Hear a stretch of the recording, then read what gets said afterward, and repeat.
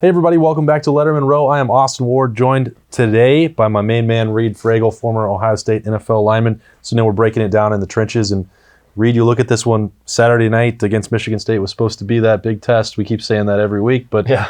I guess if it was, Ohio State passed again, especially in the up front in the offensive line. Yeah, I think when you rush for 323 yards against a test of a defense, I think you passed that test. I don't know what else dignifies a pass, but I think that's pretty good in itself. When you look at this group, and you and I talked about this in the preseason and training camp, that there was so much attention paid to the fact there were going to be 4 new full-time starters. I mean, it's clear that they're ahead of where maybe many expected them to be. But has it surprised you at all, the chemistry, the attitude, any of the stuff that the toughness they're playing with? Because it's come together really in a hurry. Not really. I don't think it surprised me necessarily. I guess, yeah, the pace and how much they've picked it up this early on. I think I said that last week, that they're playing at a level that's rare to see this early in the season. And then you get guys thrown in the mix with Brandon Bowen being hurt and Josh Allen coming in. You get guys kind of mixing things up, and you kind of wonder, is this going to shake things up? But you see him not even miss a beat at all. In fact, they gave the game ball to Josh Allen. That's how well he played. So they're just honestly gelling on all fronts, and it's something it's really special to see. It's not something that should be taken for granted. It's hard to have a unit fire on all cylinders and be this cohesive this early on. All right, let's dive into it. See just how they did that against Michigan State with a key drive, one of the most important of the season so far. Let's roll the tape. All right, Reid, as we dive in here, this was really one of the key plays of the drive, maybe of the season so far for Ohio State when you look at that big picture as this being the physical test. And the offensive line had to win in this game. This is one of the best rush defense, total defenses in the country. So we're just going to go through this whole drive and see what you see. And you start off with a run and maybe a tone setter. Yeah, I thought overall the O-line did a great job of getting the second level in this game. You'll kind of see here. But, just go back to what you're saying. This is really the first test for our offensive line, supposedly against their rush defense. Mm-hmm. And I'm rushing for over 320 yards on this defense. I mean, we keep saying week in, week out, this is going to be the test. This is the test. But, I mean, they keep just showing up and showing out like this right here. This is what I'm talking about, second level. This is what I kind of saw as a common theme throughout the game was getting that second level block down.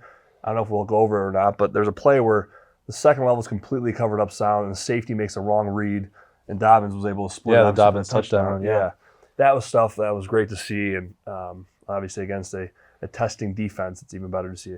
Yeah, as we let this roll along here on the drive, just some of these not going to be the most difficult assignment, a quick throw out into the flat there, and Ohio State gets moving. And, but this is another one right here where an example of the offensive line and the combination with what Justin Fields can do. Yeah, you're seeing a sound protection. I mean, obviously there's going to be an extra guy wrapping around the last second where Justin's going to have to make a play, and this is what you love to see, and it kind of brings me back to the Braxton Miller days, where he's able to make a play with his feet when protection does break down eventually. But I kind of saw, obviously giving up 3 sacks this game, there's things that they can improve on as no line. There's areas they can still work on, but this is just great to see when things do go well and eventually they do break down. Fields is still able to make a play, and I think Coach D'Antonio even touched on this, that, listen, there was things we did on defense that we thought were great, but at the end of the day, number one back there is still going to make plays, whether it be 10, 15 yards, whatever they need.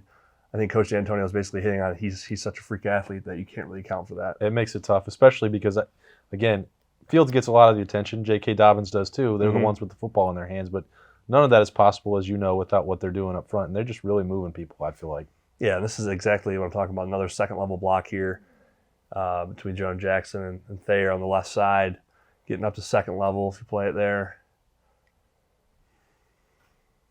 He's a little bit inside, a little bit over top of him there, but Dobbins makes a hell of a play there, and he's able to get the first down. But just getting up to second level and securing that first level without getting off too soon is a huge part of the game, and they're gelling, I think, on the front right now. And whether it be Brandon Bowen in there or whoever they got starting up there, I think they're all kind of a family in the unit right now. They're firing all cylinders. That it's kind of tough to see this early on in the season. Yeah, and you mentioned Braxton a second ago. This one looks like it's from the JT Barrett era, a little with the quarterback power and loading up the counter a little bit. These are one of those plays that Urban Meyer used to call for you guys that were really a test to move the pile and then let Braxton or JT go to work. Yeah, and I've touched on this before, that I kind of get nervous when I see Justin back there taking hits and stuff. So, but you know what? As I've watched these games, since I've said that about 2 or 3 weeks ago, he's showed a lot of toughness, I think, since he started taking hits throughout the season.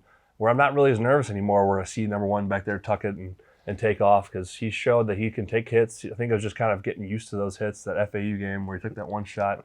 But he's toughened up over the last couple weeks, and it's really impressive.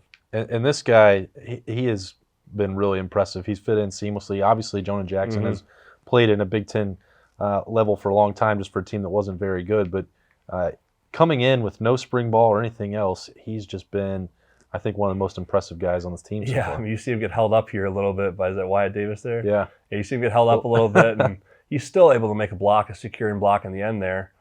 And then the rest is Dobbins obviously sealing and one making a play.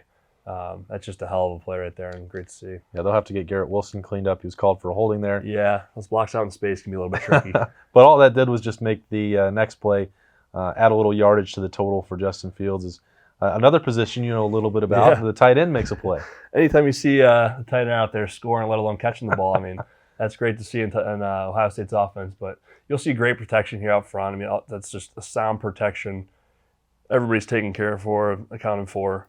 You're able to see the whole field if you're Justin Fields long enough to even see the last resort, maybe the tight end down the field. And, he actually was. He was. Kevin Wilson said today. You check off a couple guys there. Yeah, Kevin Wilson said he was number 4 in the progression here. Geez, so that makes sense. You got to get enough time to go through to get to the tight end. But again, that's a tribute to that offensive line. Exactly. That's always great to see the tight end scoring. Ball goes into the end zone. Ohio State beats Michigan State. They stay unbeaten. Offensive line has been a huge part of that. Always great to have Reid Fragel's thoughts on that, breaking it down in the trenches for us on Lettermen Row, BuckIQ. For Reid, I'm Austin Ward. We will see you next time.